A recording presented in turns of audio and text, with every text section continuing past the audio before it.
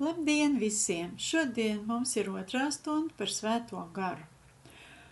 Un sāksim uzreiz ar rakstu vietām. Jāņa evaņģēlija 16. nodaļa, 8. 9. pants. Un viņš nāks un liks pasaulē izprast grēku, taisnību un tiesu. Grēku, jo tie netic man. To teica Jēzus. Pasaule netic, ka Jēzus ir viņa glābējs. Un galvenais Svētā gara uzdevums uz zemes ir norādīt cilvēkiem uz krustu, kam pateicoties viņi var saņemt glābšanu. Svētais gars nenorāda uzmanību uz sevi, bet gan uz Jēzu. Lielākā daļa mācības vispār paaugstina Svēto garu, nevis Jēzu, Dieva dēlu. Jēzus dzīvē bija brīdis, tas ir salīdzinājums, kad cilvēki viņu gribēja iecelt par ķēniņu, bet viņš vienkārši aizgāja. Jēzus jau bija ķēniņš, un tāds arī paliek. Viņš ir valdnieks, bet iemesls, kāpēc viņš atnāca uz zemi 2000 gadus atpakaļ, bija tas, ka viņam bija jākalpo, lai nomirtu par cilvēkiem. Viņš atnāca kā jērs, nevis kā lauva. Viņa pirmā atnākšana bija kā kalpam, bet atgriezīsies viņš kā ķēniņš. Tāpat ir ar Svēto garu. Viņš ir visu varenais Dievs.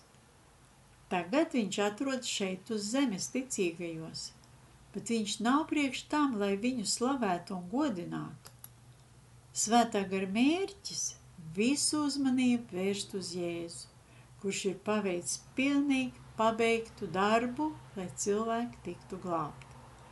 Svētā gara darbs šeit ir, lai veicinātu Jēzus darbu cilvēkos. Tas ir viņa galvenais mērķis šeit uz zemes šodien. Un paskatīsimies vēl rakstu vietu, Jāņa 16. nodaļa no 13 līdz 14, bet kad nāks viņš, patiesības gars, tas jūs vadīs visā patiesībā, jo viņš nerunās no sevis paša, bet runās to, ko dzirdēs, un darīs jums zināmas nākamās lietas. Tas mani cels godā, jo viņš ņems no tā, kas ir mans, un jums to darīs zinām. Paskatieties 13. pantā, viņš, patiesības gars. Nekādu melu, tā ir tā patiesība, kas mums jāpieņem. Un viņš vadīs visā patiesībā. Mums nekas nav jāpieliek un nekas nav jānoņem. Viņš nerunās no sevis paša, bet runās to, ko dzirdēs no Jēzus. Un darīs jums zināmas nākamās lietas. Nākotne. Padomājiet, šeit ir apsolījums. Tas Jēzu cels godā, jo viņš ņems no tā, kas pieder Jēzum, un jums to darīs zinām. Jūs redzat, Jēzus gars ir mūsos. Viņš ir tas, kas visu zina. Viņš ir tas, kas jums var palīdzēt jebkurā brīdī, jebkurā momentā, jebkurā situācijā. Diemžēl mums ir savs priekšstats par Svēto garu. Un tieši tāpat kā tad, kad Jēzus bija uz zemes, cilvēki viņu gribēja iecelt pa ķēniņu. Tāpat, ja mēs neļausim Svētajam garam godināt Jēzu, un ja mēs visu uzmanību nevērsīsim uz Jēzu, mūsu attiecības ar Svēto garu iestrēgs un kļūs nekustīgas. Svētais gars liecina cilvēkos par neticību. Pirmais, lielākais Svētā gara darbs uz zemes – liecināt cilvēkiem par Jēzu, uzrādot tiem, ka ir vajadzīgs glābējs, uzrādot viņu grēcīgumu. Ir tikai viens grēks, par kuru Svētais gars liecina cilvēkiem, ka tie netic Jēzum, liks pasaulē izprast grēku, taisnību un tiesu. Un padomājiet, cik bieži mēs gribam uzrādīt cilvēkiem grēku. Un cilvēkiem tas nepatīk, bet svētais gars, kad uzrāda, tas ir pavisam savādāk. Ļausim svētajam garam strādāt ar cilvēkiem. Un viņš uzrunā tos cilvēkus, kas nedzīvo harmonijā ar Dievu. Un neticības grēks ir tas, ko uzrāda cilvēkiem svētais gars, ka Jēzus ir vienīgais ceļš pie Dieva. Jāņa 14. nodaļa 6. pants saka, Jēzus viņam saka, es esmu ceļš, patiesība un dzīvība. Neviens netiek pie tēva, kā vien caur mani. Svētais gars arī ticīgajam uzrāda grēku, lai to attīrītu. Tomēr viņa galvenais uzdevums ir pasaulē uzrādīt grēku. Tas ir viņa galvenais uzdevums. Neviens nevarēs pieņemt mūžīgās dzīvības dāvanu bez Jēzus. Visi mūsu labie darbi neved mūs pie mūžīgās dzīvības. Mūsu labā uzvedība var mūs paglābt no cilvēku sodīšanas, no cietuma, bet ne no elles. Vienkārši izvairīšanās no grēka neglābs mūs. Mums ir jāgriežas pie Dieva, lai mūsu grēki būtu nomazgāti. Un tas ir rakstīts apustuļu darbos 3. nodaļa, 19. pants. Tāpēc nožēlojiet savus grēkus un atgriezieties, lai jūsu grēki tiek izdeldēti. Ir tikai viens ceļš pie Dieva, ticībā, Jēzum Kristum. Svētais gars ir kā navigācija mašīnā. Viņš brīdina, ka jābrauc ir Kristus virzienā, norāda virzienu. Kāds mācītājs Amerikā izstāstīja tādu gadījumu. Pie viņa pienāca cilvēks un prasīja, vai viņš var pīpēt marihuānu. Viņa ģimene apmeklēja šo baznīcu, bet šis cilvēks, kurš prasīja, viņš nebija glābts. Mācītājs atbildēja, priekš tevis nav slikti, ka tu pīpē marihuānu, tā kā šajā štatā tas ir atļauts. Un viņš neizpratnē paskatījās uz mācītāju. Un kā ar iedzeršanu? Protams, ka vari dzert tik, cik tev gribās. Vienkārši nesēdies pie stūras dzērs. Un šis cilvēks bija pārsteigts. Citi cilvēki, kas dzirdēja šo sarunu, sāk nākt tuvāk, lai paklausītos, kā mācītājs runā šo cilvēku un saka, ka var pīpēt un dzert. Mācītājs teica šim cilvēkam, tu tik un tā ej uz elli, es to zinu, un tavu ģimene arī to zina. Tu neesi pieņēmis glābēju Jēzu Kristu, un tu negribi to darīt. Tā kā nav starpības, vai tu ies uz elli kā pīpmens vai kā dzērājs. Ja tu domā, ka tu nepīpēsi, tu tiks debesīs? Nē. Cilvēki iet uz debesīm ne tāpēc, ka nedzer un nepīpē. Un es tavā vietā gan dzertu, gan pīpētu un darītu visas citas lietas, ko miesa grib. Tā kā es tik un tā došos uz elli. Tāpēc nav vērts no tā visa atteikties. Šis jauneklis skatījās uz mācītāju kā uz brīnumu.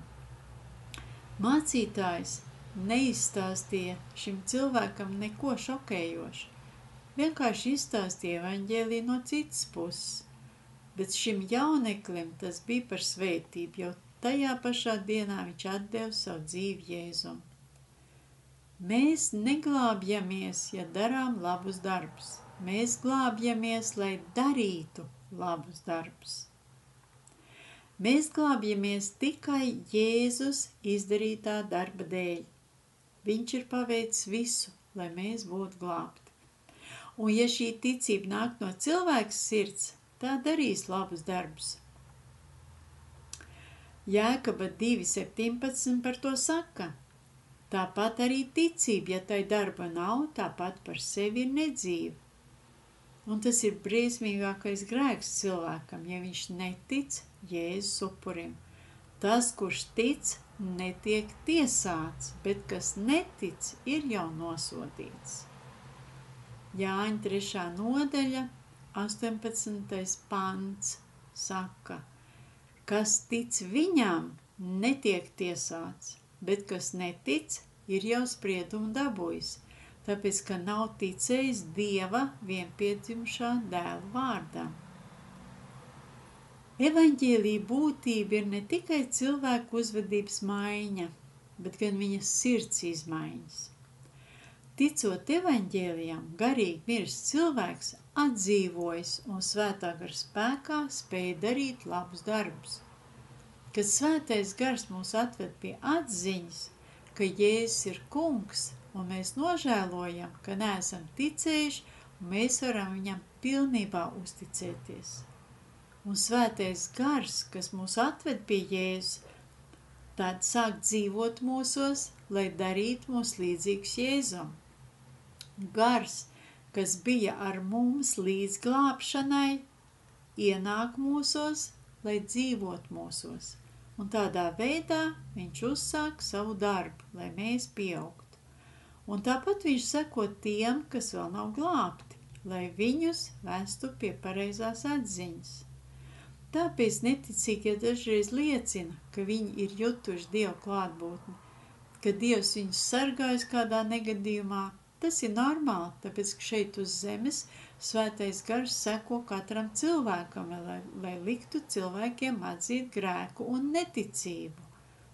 Es domāju, ka jūs arī, ja jūs padomāsiet par savu dzīvi, kas jums bija līdz glābšanai, jūs ieraudzīsiet, svētais gars jums atklās to, ja jūs par to nekad neesat domājuši, kā Dievs bija glābis kādās situācijās, ka jūs sapratāt, ka tas ir tāds brīnums, kad jūs palikāt dzīvi. Un daudziem cilvēkiem tas tā ir, un arī manā dzīvē tas tā ir bijis, neskaitāms reizes. Tas nozīmē, Dievam ir plāns mūsu dzīvei. Viņš grib piepildīt savu plānu mūsu dzīvē, viņš mūs sargā. Svētais gars ir uz zemes. Nekristieši, tie, kas nav atzinuši Jēzu, viņi to neievēro. Bet svētais gars ir tas uz zemes, kas grib parādīt to, ka mums visiem ir vajadzīgs Jēzus. Viņš ir glābējs. Un tiklīdz tie pieņem Jēzu, svētais gars sāk dzīvot cilvēkā. Jēzus teica, Jāņa evaņģēlija 14. nodaļa 17. pants, patiesības garu, ko pasaule nevar dabūt, tāpēc, ka viņi to neredz un to nepazīst, bet jūs to pazīstat, jo viņš pastāvīgi ir pie jums un mājo jūsos.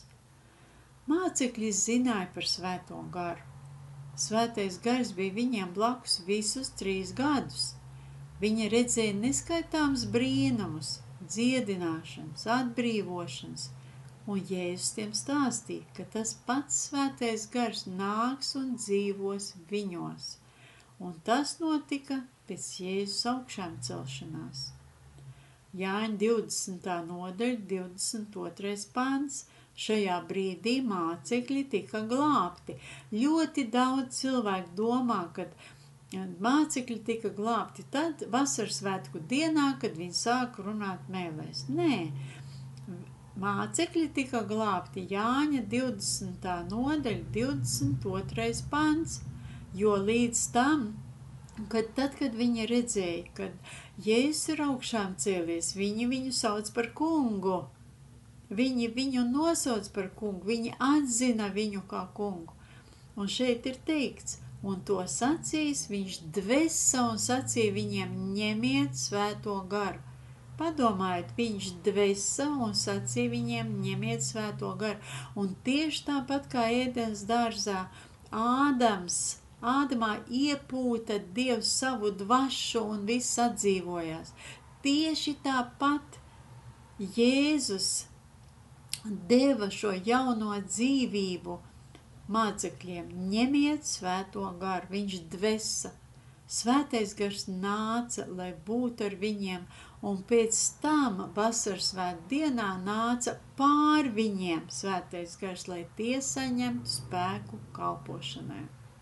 Un tā svētais gars uzrāda grēkus, lai cilvēki var ticēt Jēzum.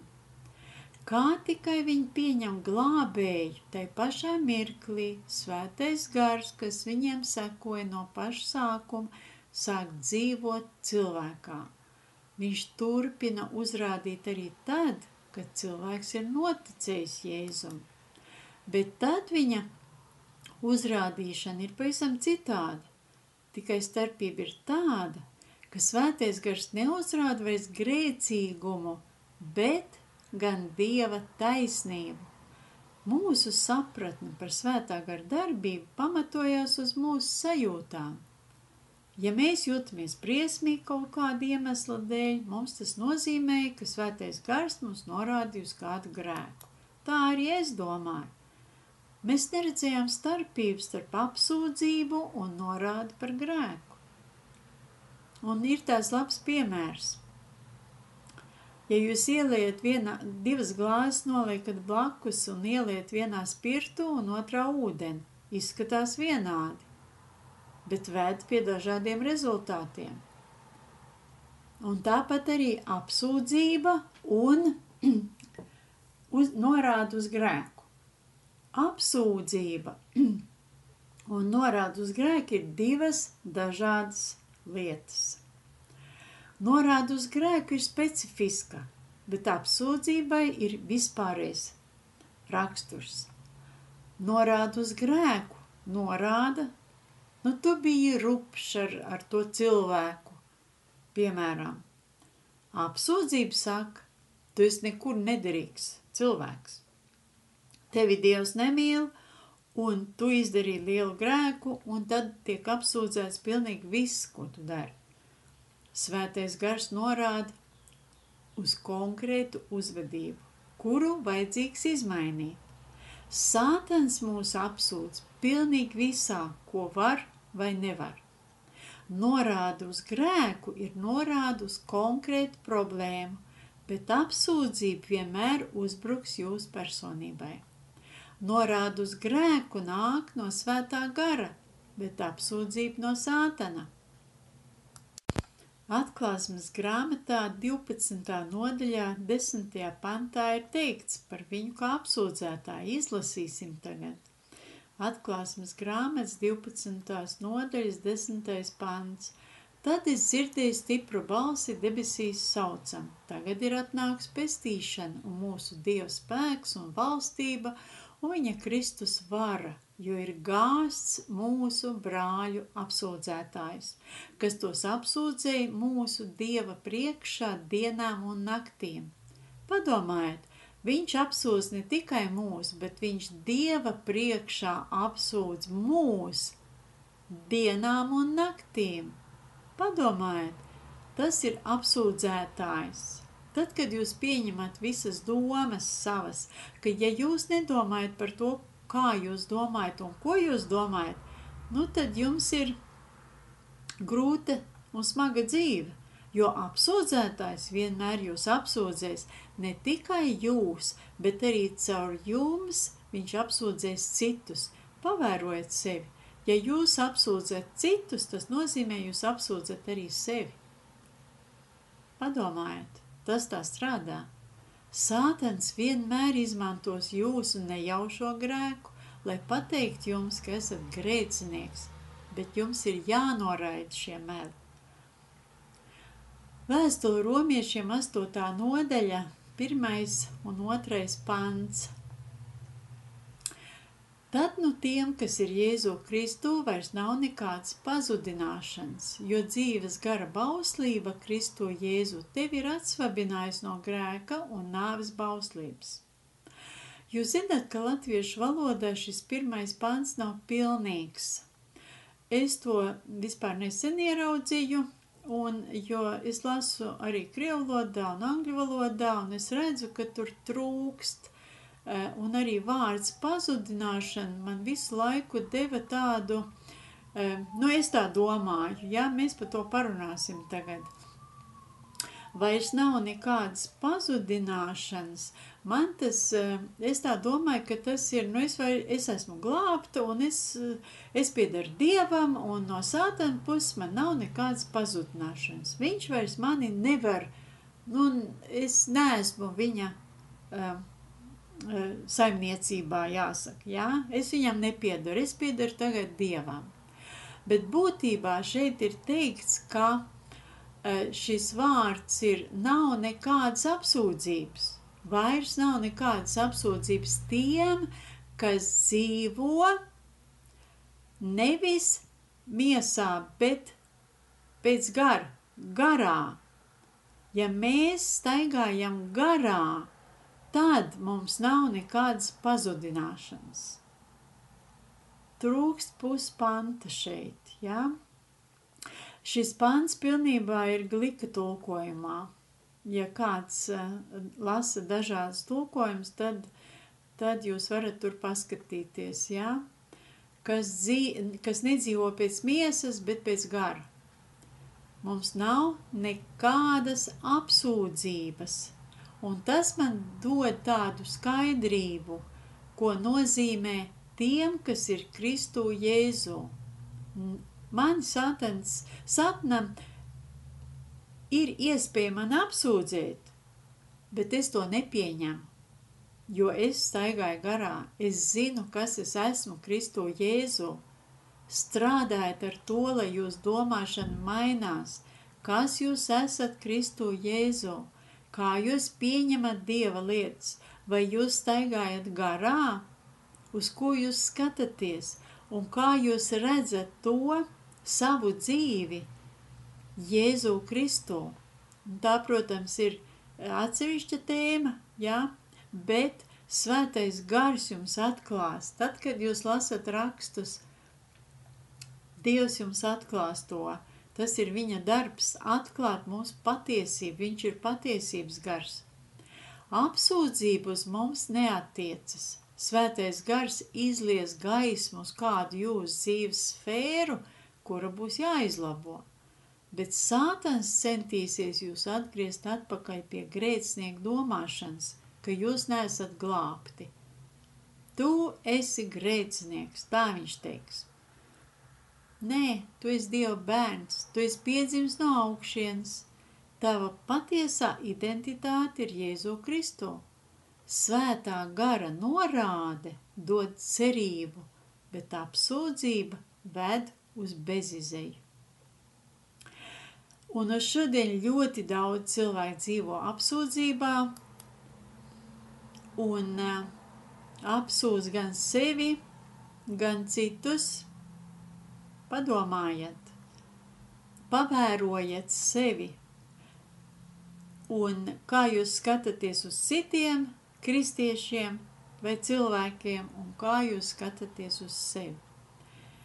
Kad Svētais Gars norāda, iedegs gaisma, nāk cerība, brīvība, nāk nožēla, bet apsūdzība dod pilnīga neveiksminieka domas un sajūtas, ka mums nekad neizdosies mainīties.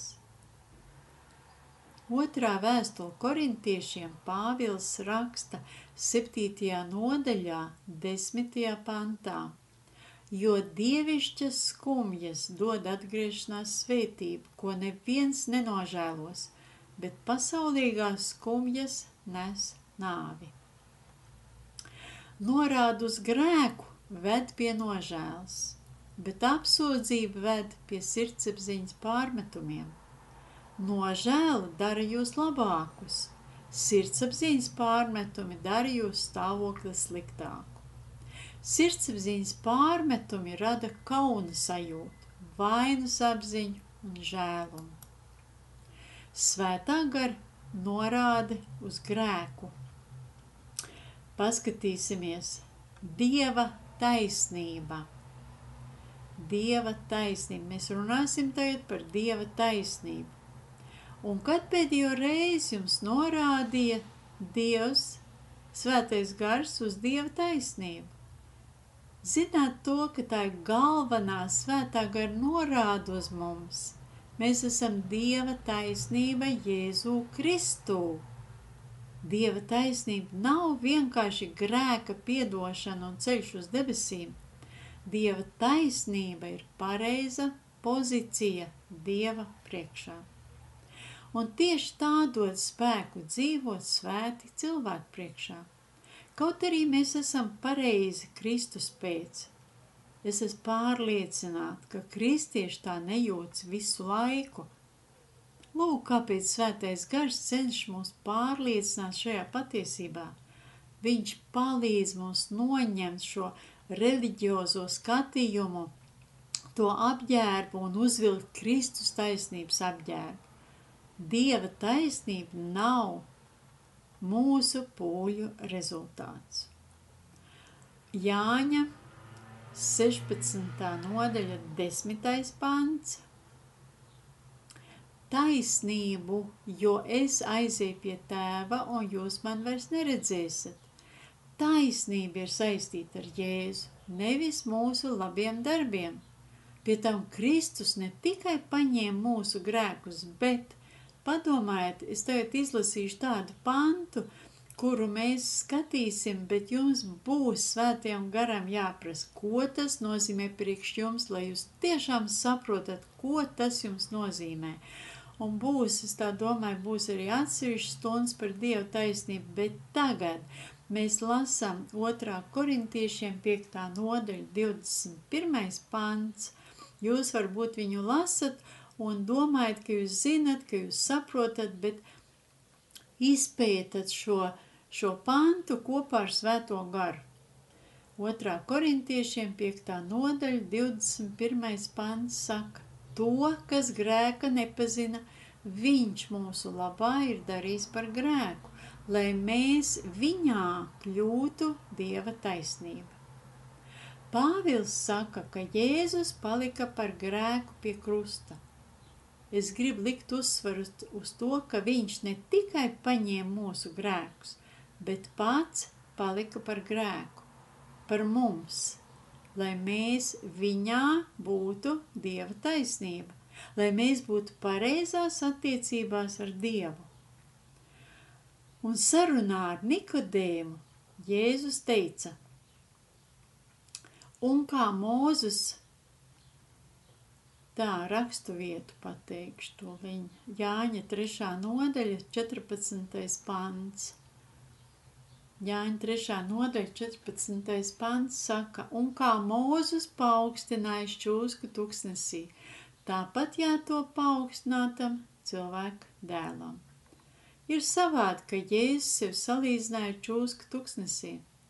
Mēs visi zinām, ka viņš ir Dieva jērs, kas nes visas pasaules grēku, bet salīdzināt sevi ar čūsku liekas kaut kā savādi. Čūska ir sātans simbols, tāpēc čūska skaitās ļaunums. Paskatīsimies, kā tas bija vecajā derībā, jo tur cilvēkus sakoda čūskas un kā Dievs darīja. 4. Mūzes, 21. nodaļa, 8. 9. pants. Un tas kungs sacīja uz Mūzu, darini sev čūskas tēlu un liec to par zīmi, un katrs, kas sakosts un to uzlūkos, tas dzīvos. Un Mūzes izveidoja vara čūsku, un viņš to uzcēla par zīmi. Un notika, ja čūska kādu sakoda, tad tas uzlūkoja vara čūsku un palika dzīvs.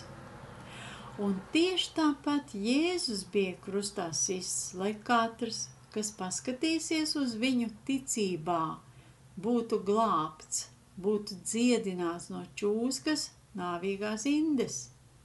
Kā jērs, Jēzus samaksāja par grēku, bet čūska palika par grēku. Jēzus atnāca uz zemi, lai kļūtu par grēku uz krusta. Un tas ir daudz spēcīgāk nekā samaksa par grēku. Viņš palika par grēku. Mūzes nepiesita uz kārts dzīvu čūsku. Tā bija čūska, kuru izgatavoja cilvēks. Tāpat arī Jēzus, lai gan viņš nebija grēcīgs, viņš palika par grēku. Viņš palika par grēku ne tāpēc, ka sagrēkoja, bet tāpēc, ka paklausīja sava tēva gribai. Jēzus paklausīja, lai mēs taptu Dieva taisnību, nevis pateicoties mūsu pašu labiem darbiem, bet gan pateicoties viņa taisnības dāvanai. Neskatoties uz to, ka Jēzus, Dieva dēls, bija bez grēka, Tēvs tik un tā novērsās no viņa, tāpēc, ka Jēzus patiešām palika par grēku, mirstot pie krusta. tāpēc tagad Dievs mūs redz pareizus. Pat tad, kad mūsu raksturs ir tālu no ideāla. Mums ir vajadzīgs laiks, lai mēs būtu līdzīgi Kristum. Domās, sarunās, darbībā. Dievs mūs pieņem pat tad, kad mēs vēl nepaspējām izdarīt nevienu pareizu darbību. Es momentā kļuvu par Dieva taisnību, tāpat kā Jēzus vienā momentā kļuvu par grēku. Tā saucas Dieva žēlstība, kuru mēs esam pieņēmuši ticībā. Ne vienkārši visu grēku piedošanu, bet statusa maiņa Dieva acīs. Ja Jēzus nomira kā grēcinieks, kaut arī viņš tāds nebija, tad es varu dzīvot kā Dieva taisnība pat tad, kad es pati sevi tā nejūtu. Es nejūtos tā kā Dieva taisnība, bet es esmu Dieva taisnība. Jēzu Kristu. Un tas ir tas, kā Svētais Gars mums norāda, ka mums ir jāizlīdzinās savā apziņā. Kādreiz es uzskatīju Svēto Garu kā kļūdu labotāju, kas seko manai darbībai un norāda, kad es kļūdos. Bet Jēzus man atklāja, ka Svētā Gara darbs ne tikai gaismas ieslēgšanās sfērai, kur vajadzīgs izmainīt. Viņa uzdevums ir mums norādīt arī uz mūsu labām rīcībām. Svētais Gars neslavēs mūs par mūsu labiem darbiem un neaudzinās mūsu paštaisnību. Viņš mums norādīs uz Dieva taisnību, kas tagad atrodas mūsos. Viss, kas mums ir jādara, jāpievērš uzmanība Svētā Gara norādēm. Un tieši tāpat kā Mūzus lika visai tautai skatīties uz bronzas čūsku, tieši tāpat Svētais Gars mums saka, skaties uz Jēzu, uz Golgātas krustu, nevis uz savām sajūtām, uz nepilnvērtībām un kaunajūtām. Neieciklējieties uz čūskas kodieniem, skatieties uz to, kas kļuva par grēku mūsu dēļ. Jēzus krusts ir ne tikai mūsu glābšanai, bet arī svētošanai. Skatoties uz krustu, mēs atradīsim glābšanu. Bet ja mēs turpināsim uz to skatīties, sāksim mainīties Jēzus līdzībā. Skatieties uz Jēzu, lai saņemtu atklāsmi par Dieva taisnību. Pieņemiet Svētā Gara norādi uz jūsu taisnību Jēzu Kristu. Kad Sātans jūs apsūdza, atgādiniet viņam, ka jūs esat Dieva taisnība Jēzu Kristu un ka Jēzus ir palicis par grēku, lai jūs varētu dzīvot Dieva taisnībā.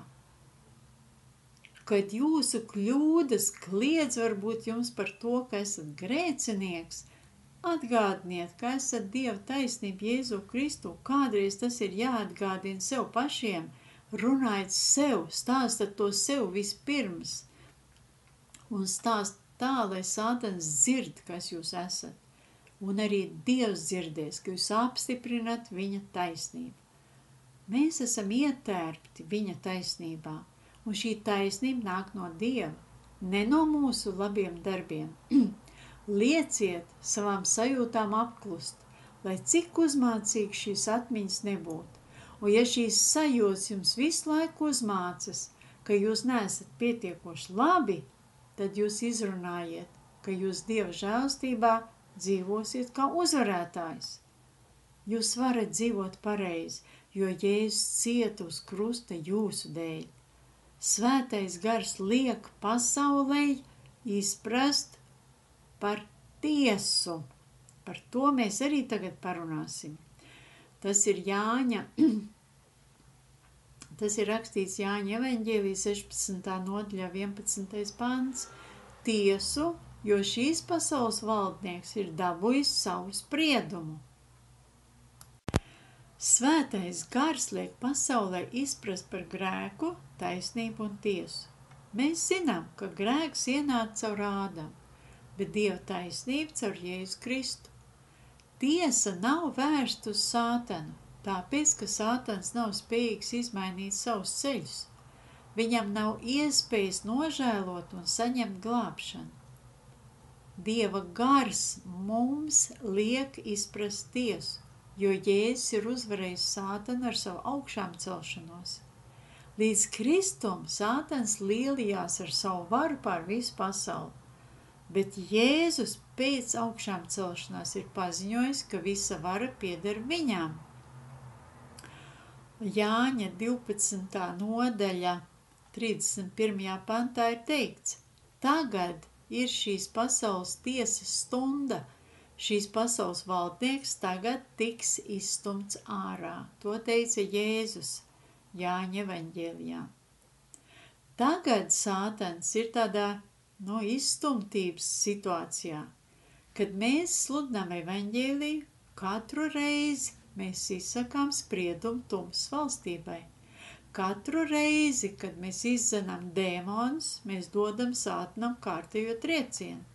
Un tieši tāpat kā Dāvids gāja pret Goliātu un to sakāva, tieši tāpat mūsu glābējs, kas saucas Dāvida dēls, satrieca Sātanu, esot uz krusta. Izraēlas karavīri, redzot Goliātu, drebēja no bailēm, bet, kad Dāvids satrieca milzi, tāpat to izdarīja Jēzus. Viņa uzvara ir mūsu uzvara. Svētais gars izmanto Jēzus uzvaru, lai mēs varētu uzvarēt vienmēr to ienaidnieku, kas ir jau uzvarēts. Kad filistieši redzēja, ka viņu varonis ir miris, viņi pagriezās un aizbēga. Izlasīsim 1. Samuēla 17. nodaļas 51. 52. pants. Tad Dāvids pieskrēja pie filistiešu, satver viņa zobenu, izvilka to no maksas un nogalināja viņu ar to, nocirzdams viņam galvu. Kad filistieši redzēja, ka viņu stiprais cīkstons bija kritis, tad tie metās bēgt. Tad cēlās un gavilēja Izraēlas un Jūdas vīri, un kliegdami kara sauciens viņu vajāja filistieši līdz ielejai un līdz pat Ekrons pievārtei. Bet nokautie filistieši, kur bija cīņā krituši, noklāja ceļu no Šaaraimas līdz Gātei un Ekronai. Sātans jau bija notiesāts. Nākotnē arī viņu sodīs un metīs uguns jūrā. Tāda būs viņa nākotne. Bet tagad mēs esam kaujas laukā ar Jēzu. Viņš ir jau sakāvis Sātanu. Sātans tagad bēguļo. Lūk, kāpēc Bībele mums saka, mums ticībā jāstājas tam pretim un viņš bēgs. Jēkab 4. nodaļa 7. pants saka, tad padodieties Dievam, stājieties pretim vēlnam, un viņš bēgs no jums. Mums nav jābēg no Sātana, bet viņam jābēg no mums. Vienīgais, no kā mums jābēg, tas ir no grēka, nevis no Sātana. Tāpēc ir arī draudzes atbrīvošanas kalpošanas, un tieši tāpat kā izrēlieši ar kliedzieniem gāja uzbrukumā uz filistiešiem, tāpat mums ticībā ir jāiet pret Sātana uzbrukumiem. Un svētais gars mums atgādina, ka esam Dieva taisnība Jēzu Kristu. Mēs ceļamies un uzvaram Sātanu, un tā mēs tiesājam Sātanu. Mēs cīnamies nevis, lai uzvarētu, mēs cīnamies, kā jau uzvaru saņēmuši, lai sētu tādu sajukumu tumsības valstībā. Un tas ir tas, kas mums ir jāmācās. Mēs kādreiz to vispār neievērojam, neskatāmies uz to, ka Sātana darbība tā ir realitāte, ka viņš vienmēr grib mūs piemānīt, vienmēr un visur. Pārbaudat un lasat rakstus, lai jums ir ar ko salīdzināt, lai jūs zinātu, ko Jēzus teica, ko Pāvils rakstīja, lai mēs būtu ieiet Dieva patiesībā, un lai svētais gars mums atklāt to patiesību, kur mēs vēl nezinām. Tā ir tā Dieva dāvana, vislielākā, visvērtīgākā, šī sadraudzība ar svēto garu. Tas ir tas, kas mums ir jāmācās, un mēs to daram un darīsim. Un es ticu, es ticu, ka Dievs mums dos jaunas atklāsmes, jaunas saprašanas, un ticība mums nostiprināsies, kas mēs esam Jēzu Kristu, kāda vērtība mēs esam Dievam, un kāda vērtība vispār ir mūsos, tāpēc, ka svētais gars ir mūsos. Varbūt kāds no jums tam nepiegriez vajadzīgo vērību un dzīvoja neziņā, prasot Dievam un lūdzot un neredzot rezultātu, neredzot atbildes uz lūgšanām, bet mūsos ir svētais gars. Lietosim to, prasīsim viņam, lūgsim mēlēs. Tas ir tas, kas mums dos šīs atklāsmes. Un es pateicos, Tēvs, es pateicos, Dievs, ka Tu dod šos cilvēkus, šie cilvēki, kas grib iepazīt Tevi, Dievs, atklājies viņam vairāk un vairāk, lai viņi saprot to, cik liela šī dāvana, cik liels ir pats Dievs, cik lielas ir Dieva domas par mums.